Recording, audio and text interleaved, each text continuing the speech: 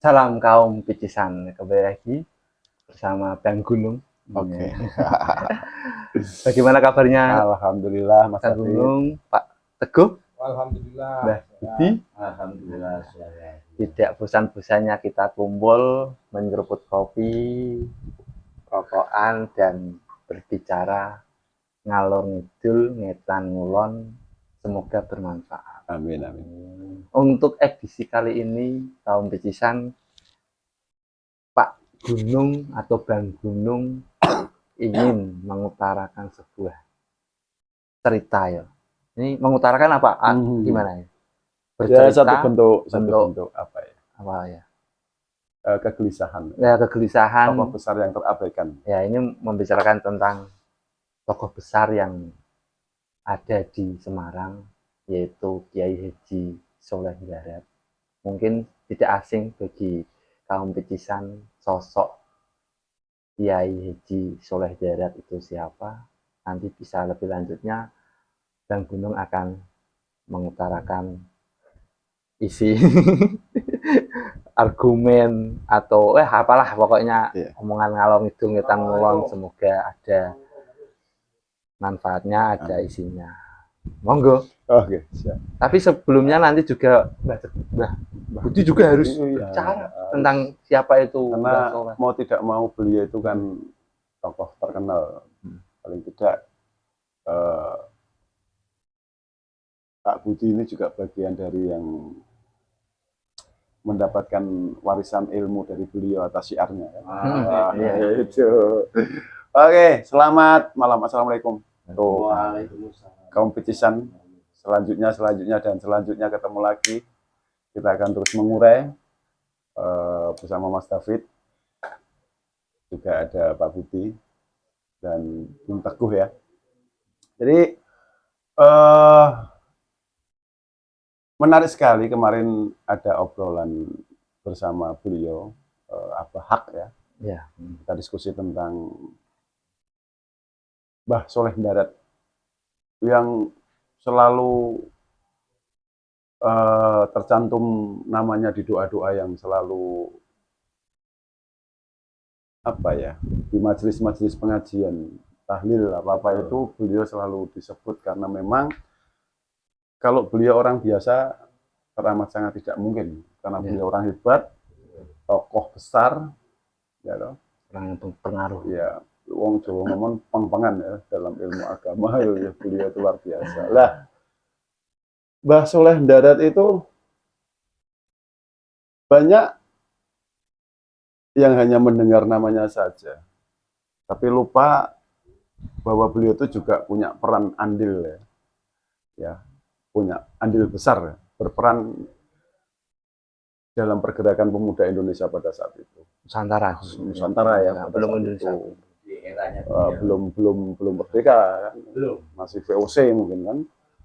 Beliau ini kelahiran Jepara, beliau itu orang Jepara. Ya. Mbah Soleh Darat itu kelahiran Jepara, lahir di tahun 1800.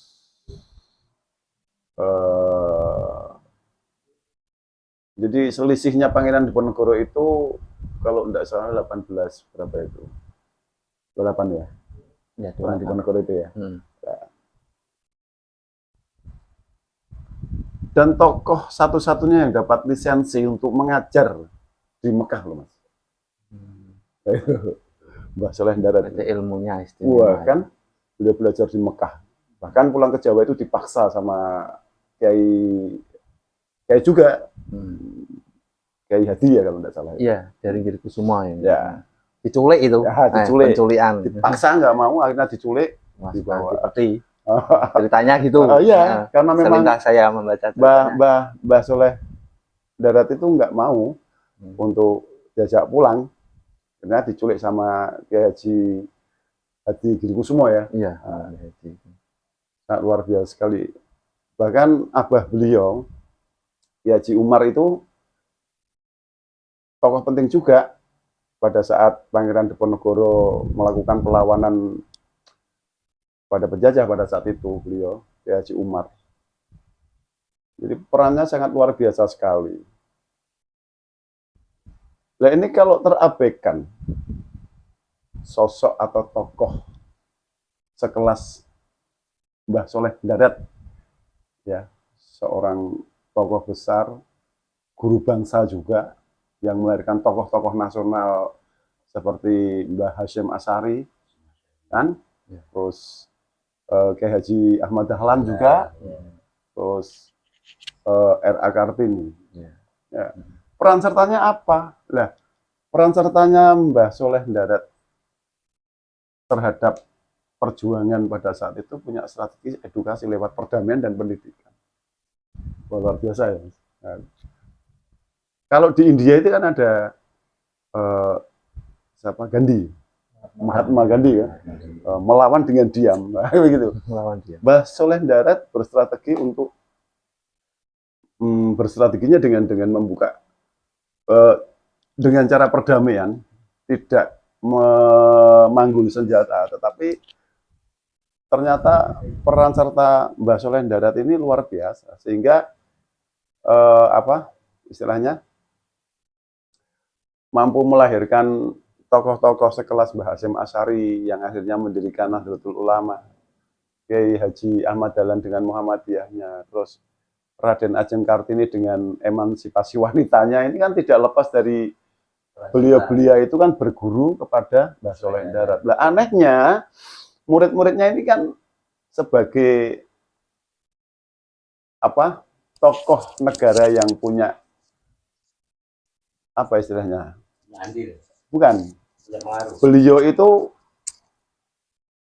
diberikan kehormatan negara dengan label pahlawan nasional.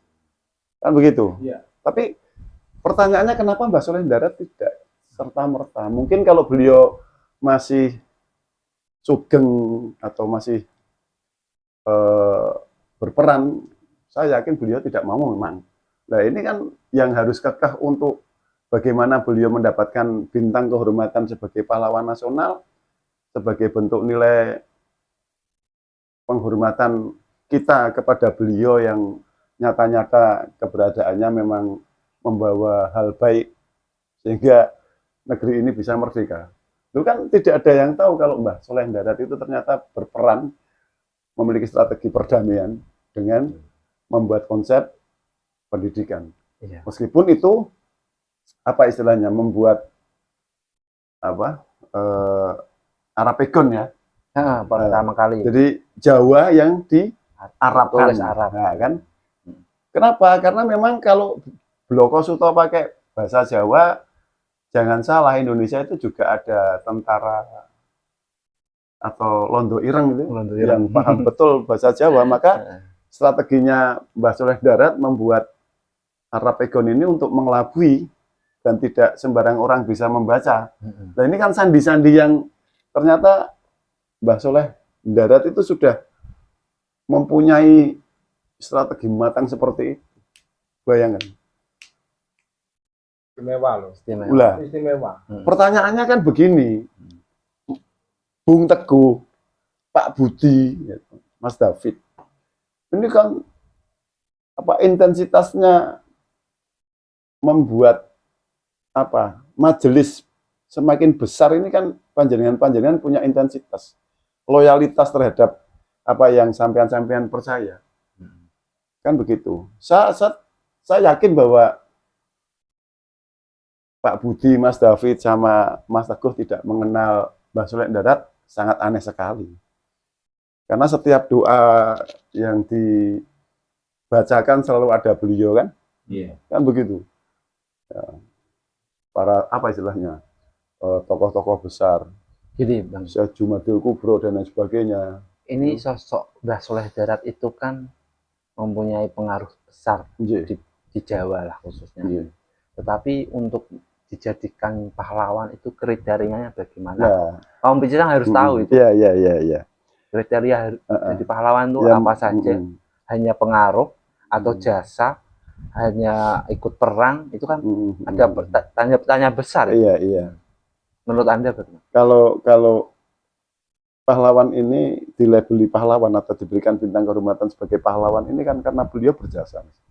Pahlawan itu kan jasanya, Jasa, pengaruh. bukan terus ya tidak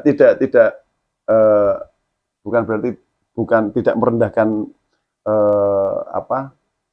pejuang-pejuang yang mengangkat senjata, tapi nilai dari jasa dan pengaruhnya ini, Iya. kan begitu. Mm-mm.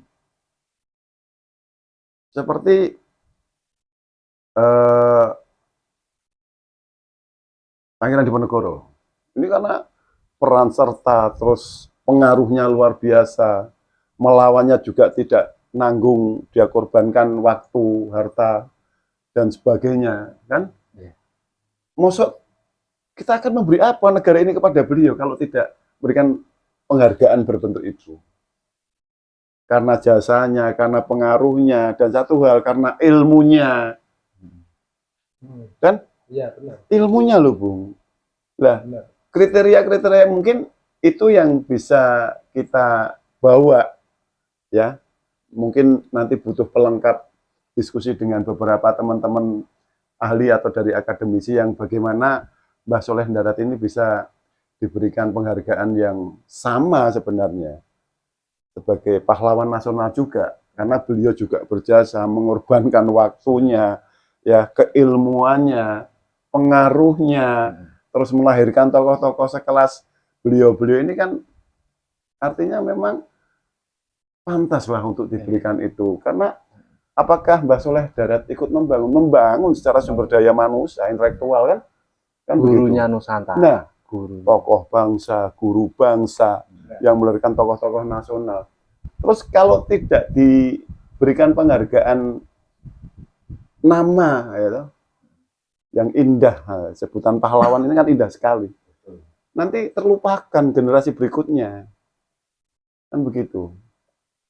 Nah, kriteria untuk bukan menjadi ya, kriteria untuk diberikan penghargaan sebagai pahlawan ini saya kok berpikirnya nanti lembaga terkait ya, negara tentunya ya, yang bisa memberikan kriteria yang atau bisa menerbitkan ya pemerintah. Yang minta syarat kita loh, bukan Mbah Soleh Darat loh. Ya. Kita loh ya. Iya. Jadi jangan salah anggapan bahwa seakan-akan enggak. Kita sebagai generasi ini jangan sampai hilang. Kenapa? Karena beliau tokoh besar di Semarang meskipun beliau kelahiran Jepara. Kan begitu. Dan satu-satunya yang dapat lisensi dari Mekah, ngajar di Mekah itu bukan orang sembarangan. Ya. Coba. Seangkatan dengan Mbah Nawawi ya. Nah, oleh Bangkalan. Ya. Seangkatan ya benar. Seangkatan. Maka Sama Mbah Nawawi. Mbah Soleh Darat Al Semarani ya. Asmarani. Asmarani. Asmarani. Ya. Asmara ini kaitan Asmara. Semarani, Al Semarani. Berarti kan identitasnya bahwa beliau itu dari Semarang. Al Bantani kan dari Banten. Lu alangkah eloknya kan pada saat itu. Mbah Kholil juga Bangkalan. Coba. Itu kan menjadi toponimi ya. Beliau akhirnya melahirkan toponimi karena beliau ada di Jalan Darat ya, daerah Semarang Utara, pesisir, ya kan? Apakah cukup diberikan nama itu saja? Mbah Soleh Darat. Padahal kalau dibuka nama lengkapnya kan ada Kiai Haji Soleh bin Umar Al Samarani. Lu kan pembawa identitas Semarang pada saat itu. Nah, kalau orang Semarang mengabaikan kan yo lucu. Ayo kita berjuang, bergerak bareng. Selain beliau didoakan di majelis-majelis pengajian, tapi alangkah eloknya beliau itu juga ada penghargaan atau bintang penghargaan. Ya, rewardnya di pundak beliau itu sebagai pahlawan nasional juga. Guru bangsa ya? Guru bangsa. Lah kalau gurunya guru loh. Bapak guru. Lah kalau murid-murid beliau saja mendapatkan penghargaan bintang yang istimewa sebagai pahlawan nasional, artinya apakah akan berhenti di situ? Kan tidak, bisa dipelajari. Kan ada historisnya kan, Bung? Oh, Mbah Soleh Darat ternyata kan begitu. Oh, muridnya R.A. Kartini sampai masyarakat mencetuskan sebuah konsep yang akhirnya masyarakat bilang bahwa itu emansipasi atau kebangkitan perempuan Indonesia. Mbah Hasyim Asy'ari konsisten mengajarkan cara berorganisasi di Nahdlatul Ulama, Kiai Haji Ahmad Dahlan, dan dengan konsep Islam modern, Islam modernnya mendirikan Muhammadiyah, lebih jelas untuk berperan aktif di dalam negara. Tapi Mbah Soleh Darat itu punya satu pondok pesantren nggak yang itu bukti real itu dengan bangunan-bangunan itu ada nggak? Ya mungkin ada ya Mas, karena dengan label karena dengan darat itu kan sudah bukti bahwa di daerah itu ada pondoknya. Saya yakin tetap ada kan di situ, walaupun dipugar ataupun direnovasi, berubah bangunan kan. Ada persepsi itu dua opsi. Ada persepsi yang mengatakan Mbah Soleh Darat itu punya pondok, tetapi sudah diboyong ke Purworejo kalau ke selatan kayaknya. Kayaknya ada itu. Tapi ada yang berpendapat tidak mempunyai pondok, cuma mempunyai majelis taklim itu. Tidak bentuk pondok. Lawang-lawang itu santri-santri kalong kayak gitu ada. Sebenarnya kan nggak tahu.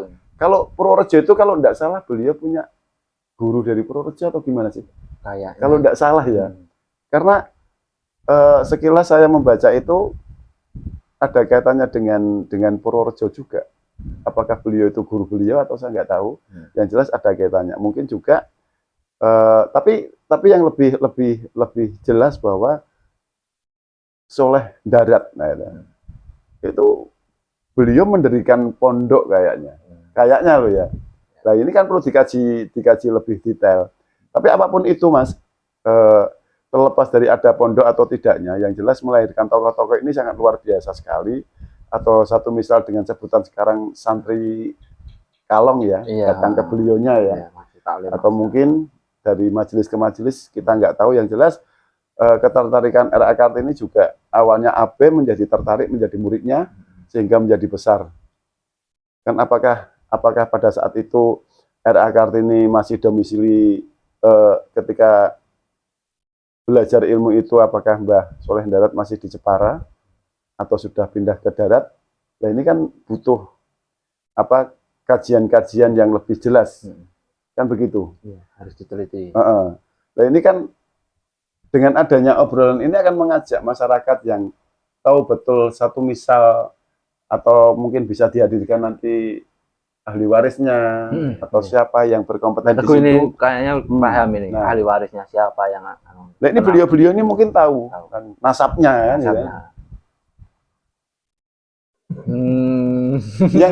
Yang Bung Teguh ketahui Mbah Soleh Darat. Jenengan Mbah Soleh Darat ki sapa? Gitu. Kalau sampean dengarkan nama itu, kan? Apa hanya sekedar dibuat jalan saja di muka situ? Kiai Saleh, Kiai Saleh kok Kiai Soleh. Wes salah wis jan. Betulnya Kiai Soleh. Jadi saya sendiri sejarah singkat terkait Mbah Soleh Darat itu baru dikir saat ini. Ketika diadakan ketika ada podcast ini dan Bung Gunung menyampaikan, ternyata begitu istimewanya beliau. Bahkan waktu itu saya nggak sadar sih ya, saya nggak sadar. Oh ternyata beliau seperti ini. Kenapa tadi saya diem? Saya berpikir, oh ternyata istimewa beliau. Oh ternyata beliau itu adalah maha guru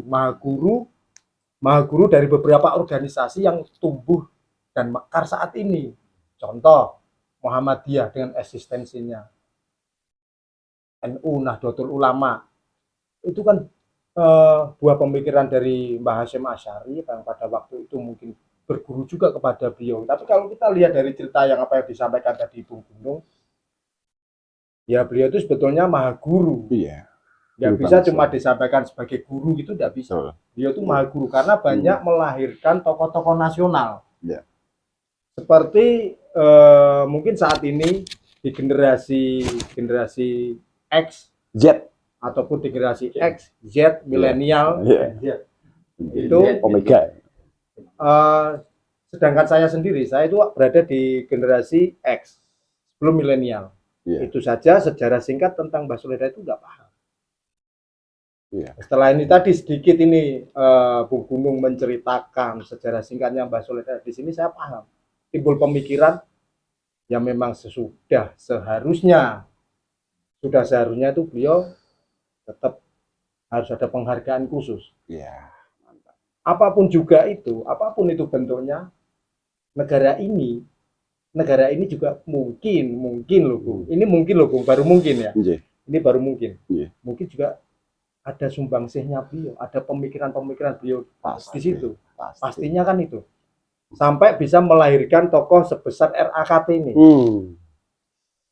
R.A. Kartini, kalau sepengetahuan masyarakat awam seperti saya nih, yang tidak terlalu kental belajar tentang sejarah seperti Bung Gunung ya. Tapi kalau kita berbicara tentang R.A. Kartini, muncul emansipasi wanita, tapi itu lahirnya R.A. Kartini sendiri, dari mana kita juga kurang tahu. Iya. Dan generasi saat ini, contoh anak saya pun, mereka pahamnya cuma R.A. Kartini, habis gelap terbitlah terang. Dan emansipasinya ya. Nah ini tadi, ini jadi suatu kisah yang menarik ketika kita berbicara tentang R.A. Kartini dan kita berbicara tentang Mbah Soleh Darat, terus memunculkan habis gelap terbitlah terang. Lah habis gelap terbitlah terang ini yang perlu dikupas juga ini. Ya. Nanti lain waktu kita kupas ini. Ya. Habis gelap terbitlah terang. Habis gelap terbitlah terang itu sebelum atau sesudah R.A. Kartini itu ngaji dengan beliau. Kalau saya dengar dari cerita Bu Gunung tadi, R.A. Kartini itu sangat tertarik untuk ikut ngaji. Yang awalnya cuma ibaratnya kalau bahasa Jawa ini ngomong cuma inceng-inceng. Katut ya. Nah, akhirnya tertarik untuk mengikuti itu. Karena di sebuah cerita, Raden Ajeng Kartini itu mencari sosok guru yang bisa menerjemahkan ayat suci Al-Quran. Nah, ya, di sosok Mbah Soleh Darat itu bisa. Jadi itu ya, sebelum ketemu Mbah Soleh Darat itu malah dimarahi oleh gurunya.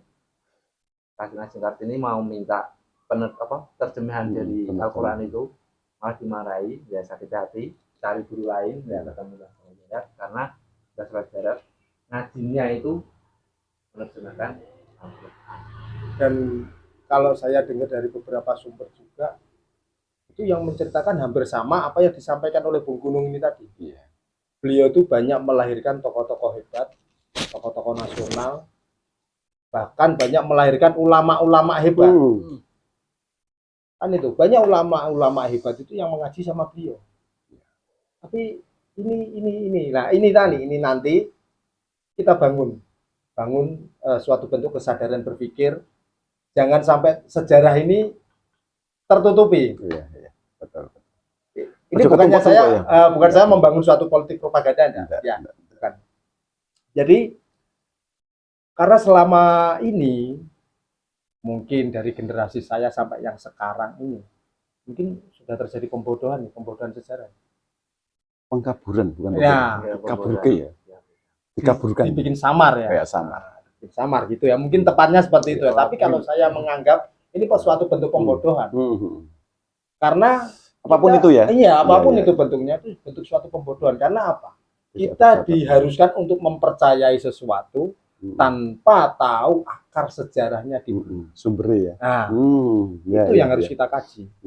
Mas Teguh, sekarang kalau Mbah Budi, Mbah Soleh Darat, kalau menurut jenengan itu? Menurut saya pribadi, dalam podcast malam ini kaum pejusan, saya setuju banget dengan apa yang digagaskan oleh Mas Gunung, Mbah Teguh, Mas David, bahwasanya beliau Mbah Soleh Darat memang pantas mendapat gelar pahlawan nasional.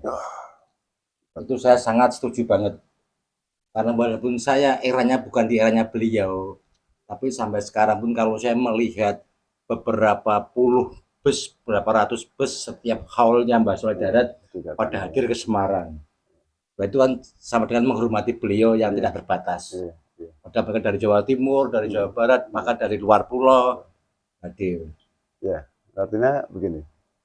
Nah, Mbah Soleh Darat itu tepatnya lahir di desa Kedong Jumbleng. Kecamatan Mayong. Jumbleng apa? Jumbleng itu? Kedung. Ya, Kedung Jumbleng, Kecamatan Mayong, Kabupaten Jepara. Beliau lahir di tahun 1820 Masehi. Dengan nama lengkap Muhammad Soleh bin Umar Asmarani. Nah, itu Asmarani ini setelah beliau menjadi kiai. Ya, Kan begitu ya. betul. Kan penetapan tokoh ya, penetapan tempat. Dan masa remajanya beliau memang dihabiskan untuk belajar Al-Quran. Di Mekah itu. Ya. Sebenarnya sosok Mbah Soleh Ndarat itu kan saya sempat ngobrol sama Mas David ya.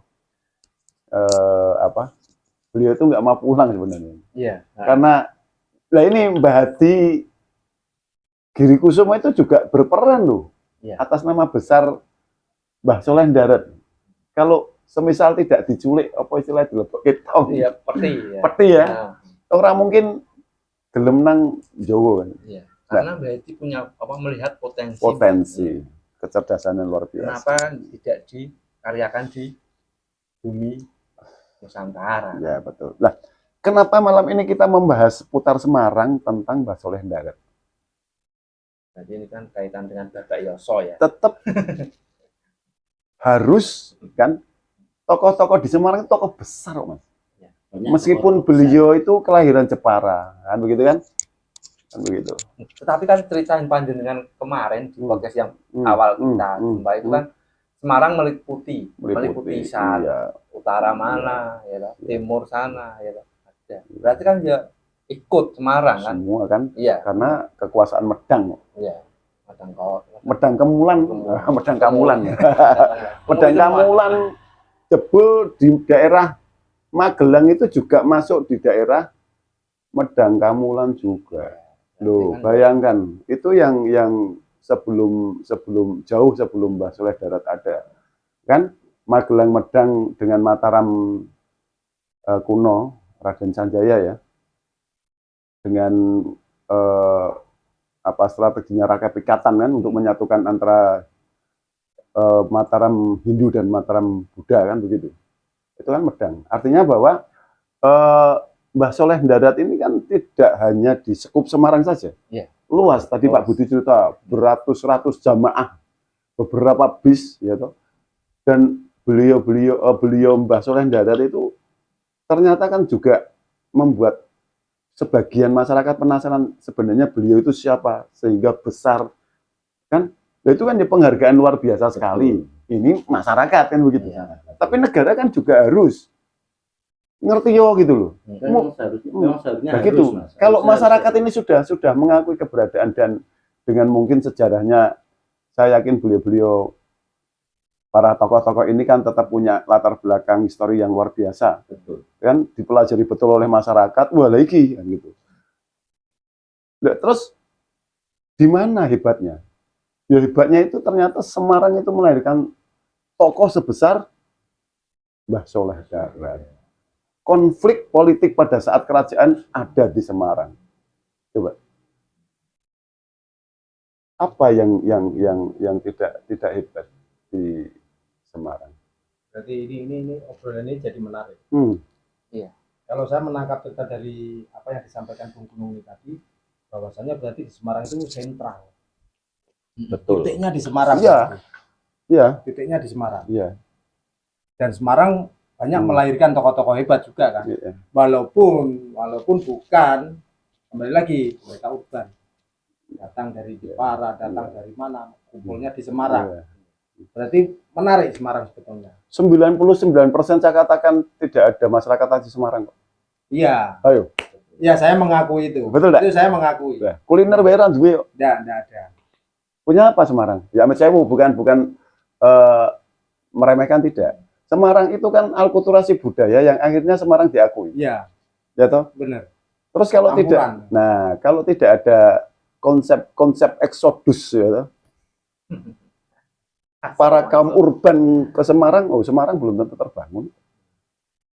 Gadung Pandanaran, konon diperintah oleh Demak. Kepiye? Benar. Toh? Mbah Soleh Ndarat, Skondi, Jepara. Jauh sebelumnya kekuatan Mataram kuno pada saat itu apakah betul-betul orang Semarang? Orang ngerti.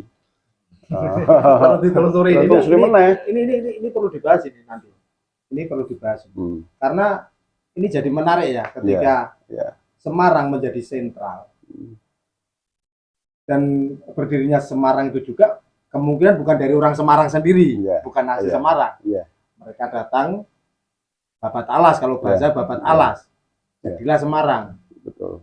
Mungkin Bung Gunung ini bisa menceritakan sedikit ini. Iya, kita ambil spiritnya. Kalau dari luar Semarang saja bisa membesarkan Semarang sedemikian hebatnya, ya, spiritnya kan luar biasa. Terus uang sing ngakui bahwa kowe iki wong Semarang, apa meneh kowe saiki menjabat nang kota Semarang, gitu, mangan nang Semarang, gitu, sampai iso jadi pejabat nang Semarang yang orang ngerti Semarang, yo kebangetan. Kurang ajar ya. Banget. Ya kok penak men gitu loh. Ini sumber juang kayak gitu. Iya dong. Dan kalau kamu yo iki basa kasare yang kowe mangan ngising gitu. Banyune Semarang mbok cawuk, mbok ombe. Lemahe mbok tanduri, hasilnya mbok pangan. Yang sampai mengkhianati Semarang sing bener-bener babat alas ya, bosone Bung Teguh. Yo ironis loh. Ini tragedi kebudayaan. Tragedi budaya masyarakat yang mengabaikan nilai-nilai historis tokoh-tokoh yang secara secara administrasi bukan orang Semarang asli saja mampu membangun kok. Iya. Coba bayangkan. Kita harus terima kasih loh dengan apa? Dengan masyarakat luar Semarang yang membesarkan Semarang. Lu kan coba bayangkan. Laksamana Cengho saja, sing wong Tiongkok datang dengan misi dagang dan politiknya saja sehingga dikenal di Semarang. Coba tokoh-tokoh hebat ini kan kita harus kembali lagi. Yuk dikaji lagi. Yuk, yang jadi wali kota Semarang, ayo ke kudu mudeng Semarang. Iya, gitu. Merah mudeng Pak Budi. Merah mudeng. Boikot. Orang ngakui kue wali kota yang ora mudeng Semarang. Loh, ini enggak apa-apa.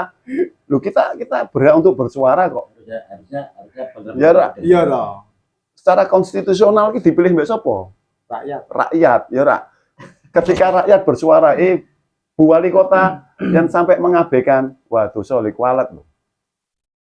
Itu kan gitu toh Mas Teguh. Artinya kita bukan menggiring opini untuk membenci, enggak. Ya, karena apapun itu pemimpin harus dihormati, tapi lebih kami hormati lagi ketika pemimpin paham betul. Iya toh. Kalau wakil wali kota ikut pengajian, kira-kira kalau mendoakan Mbah Soleh Darat disebut enggak? Ya, Syekh Jumadil Kubro saja disebut kok. Ya. Coba, kalau beliau tokoh-tokoh ini disebut, maka di situ ada peran aktif. Maka beliau-beliau ini tokoh yang tidak bisa diremehkan secara pemikiran. Nah, makanya jangan sampai tertumpuk dengan sejarah-sejarah yang dikaburkan atau bahasanya Bung Teguh, masyarakat dibodohkan. Nah, ironisnya kan di pendidikan sekolah, Mbah Soleh Darat tidak pernah disebut. Ya, aku paham yang diomongkan Bung Teguh. Kenapa dikaburkan, kenapa dibodohkan? Karena masyarakat ini kan tahunya hanya R.A. Kartini, Kiai Haji Hasyim Asy'ari, Kiai Haji Ahmad Dahlan, tetapi tidak mau belakangnya siapa gurunya, kan begitu. Contoh misal seperti beliau, Pak H.O.S. Cokro Amito ya. Nah, Cokro Aminoto itu bapak politik, itu melahirkan Soekarno, melahirkan Syahrir Muso dan lain sebagainya, Kartosuwir dan lain sebagainya. Lah, yang menjadi pemantik, kenapa kalau beliau Pak H.O.S. Cokro Aminoto juga mendapatkan gelar karena guru bangsa atau guru politiknya para tokoh-tokoh.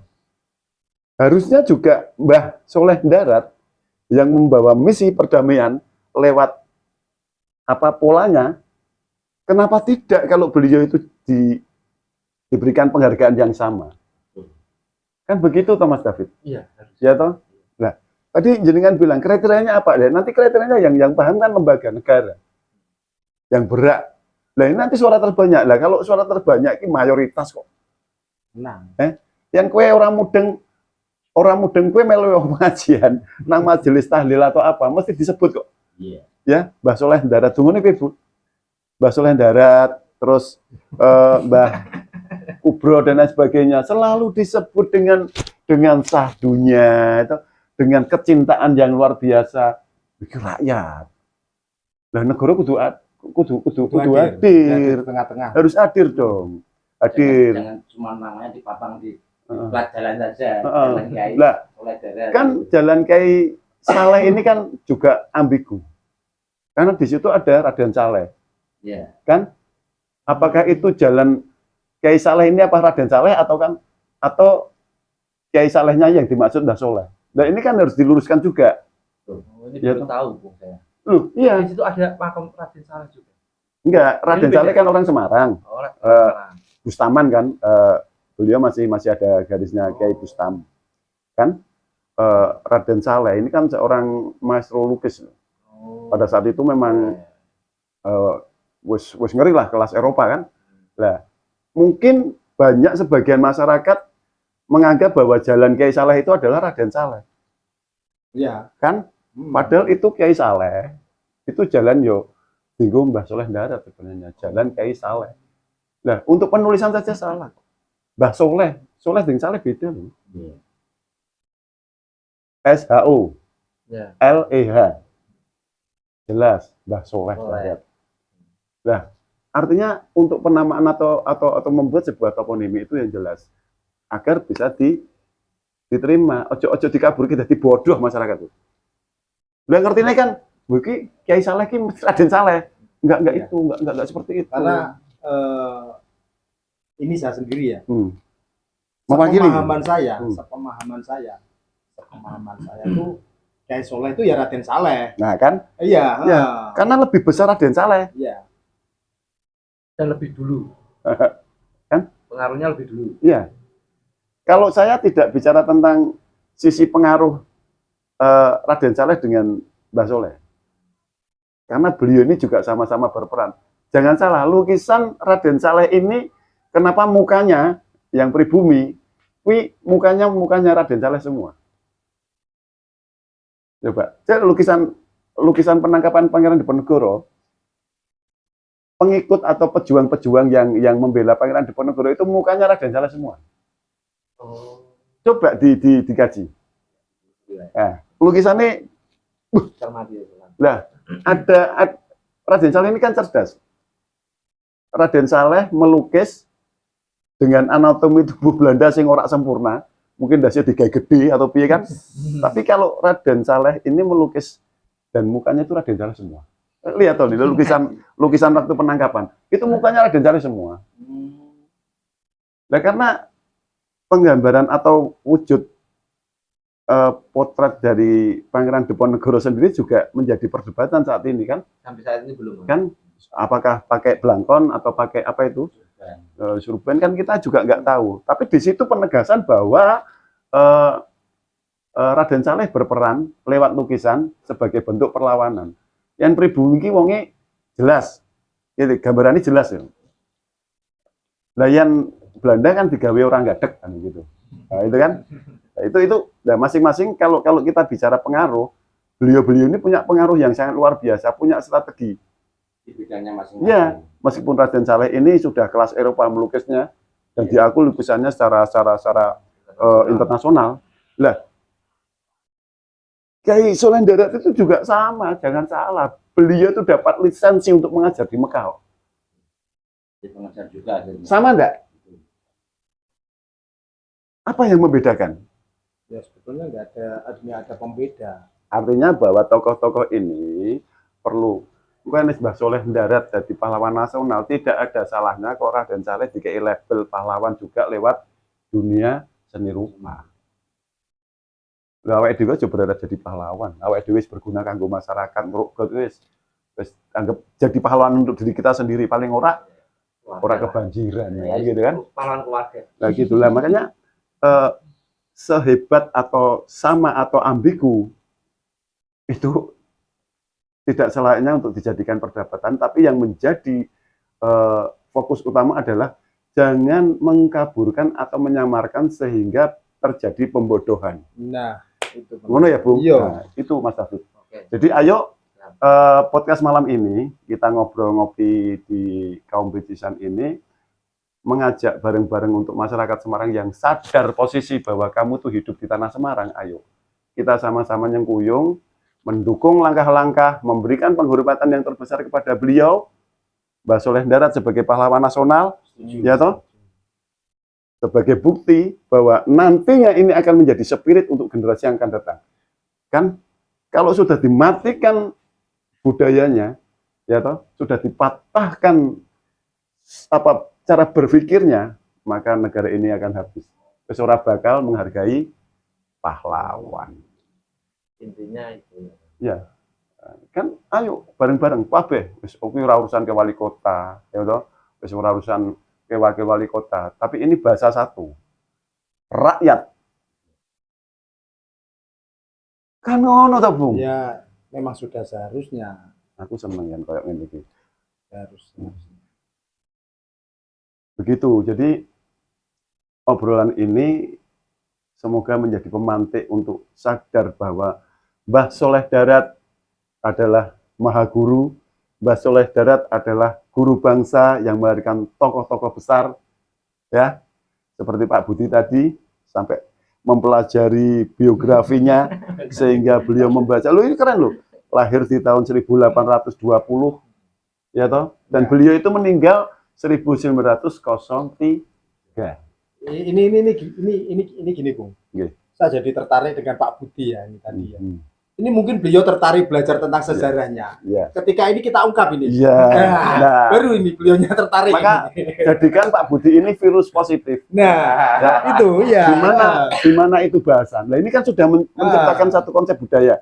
Budaya membaca, budaya ingin tahu.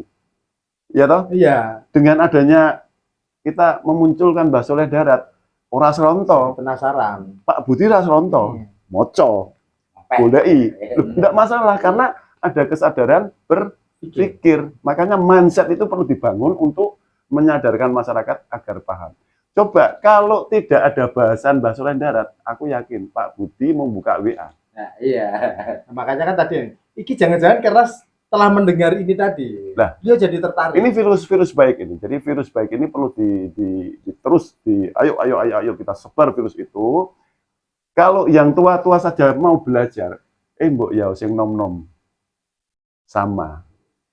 Kan begitu. Tidak perlu ke ruang-ruang akademisi atau tidak perlu juga ke ruang-ruang formal yang di situ tidak pernah dibahas. Tapi di luar ruang formal, di luar akademisi, ayo kita sama-sama fungsikan HP kalian untuk mengkaji dan mencari bahwa tokoh sekelas Mbah Soleh Darat ataupun tokoh lainnya perlu dibaca, ben ora lali. Begitu Mas David. Oke, ya. Ini obrolan kali ini cukup atau ada kesimpulan dari obrolan ini apa? Mau ditutup atau mau ngobrol sih? Baik gitu kan? Ya cukup. Cukupnya di mana dulu? Inti dari pembicaraan ini. Kalau inti dari pembicaraan ini sebetulnya kita membuka suatu ruang. Membuka suatu ruang bahwasannya mau tidak mau, suka tidak suka, masyarakat mulai sekarang sudah harus mulai membangun. Sarujuk. Gitu. Membangun. Ayo bareng-bareng bangun Semarang. Ayo bareng-bareng buka apapun yang ada di Semarang. Mulai sekarang kita harus peduli Semarang. Kalau kita warga kota Semarang, kita bangun suatu gerakan. Gerakan kesadaran. Untuk gerakan memperjuangkan gelar pahlawan untuk bagi rakyat biasa itu bagaimana? Rakyat biasa. Perjuangannya bagaimana? Dengan cara apa? Nah, ini tadi. Makanya ajakan kita kan satu. Kita bangun suatu gerakan. Nah, dalam arti kita, mindset kita harus kita bangun. Gerakan apa? Gerakan perubahan. Ya. Perubahan di dalam apa? Kesadaran berpikir. Bahwasanya kita harus sadar dalam berpikir, Semarang itu istimewa, Semarang banyak melahirkan tokoh-tokoh hebat. Ya. Cintailah kotamu. Nah, ini dari Bung Teguh. Ya. Dari Pak Budi. Di podcast malam ini adalah kalau saya boleh tarik kesimpulan, pencerahan dari segenap lapisan, tidak hanya tuh yang tua-tua, tapi muda-muda pun harus belajar tentang Semarang. Karena seperti tadi Pak Teguh sampaikan, di Semarang banyak tokoh-tokoh yang hebat, melahirkan tokoh-tokoh yang hebat, dan alhamdulillah Gusti Allah menempatkan tokoh-tokoh hebat itu di Semarang. Nggih, Banyak banget. nggih, nggih. Mbah Soleh Darat, Mbah Pandanaran, dan masih banyak yang lainnya. Nggih. Maka tidak ada jeleknya kalau kita mesti mulai utik-utik sumber-sumber data apa yang mengetahui para tokoh-tokoh yang ada tinggal di Semarang itu siapa saja, mulai dipelajari. Iya. Tidak peduli itu anak-anak, remaja, dewasa, bahkan mengusik bungkuk-bungkuk, monggo. Iya. Kalau kita nggak mau belajar masalah Semarang, kita jangan bilang jadi orang Semarang. Ya, bagus. Mantap. Ya. Dari Bung Teguh, dari Pak Budi, kalau ajakan saya dengan cara apa? Kan gitu tadi, Mas David. Setiap komunitas yang berbicara tentang kebudayaan, ya, tolong bersinergi dengan masyarakat. Dan di sini kita mengajak atau melek pemerintah, ya. Karena kalau tidak ada peran serta pemerintah, sangat tidak mungkin. Pemerintah punya lembaga lewat dinas. Betul. Dinas-dinas ini harus hadir. Ya. Dengan cara seperti itu, maka budaya masyarakat Semarang, tokoh-tokoh Semarang akan terselamatkan. Betul. Meskipun sudah ada data, harus melakukan satu ruang, membuka ruang-ruang edukasi untuk masyarakat. Betul. Tanpa peran serta pemerintah, saya yakin hanya jalan di tempat. Betul. Kan begitu. Terus desakannya apa? Dinas Pendidikan. Ini bertanggung jawab juga loh. Tidak ada salahnya untuk memberikan sejarah-sejarah baku yang ada. Ya.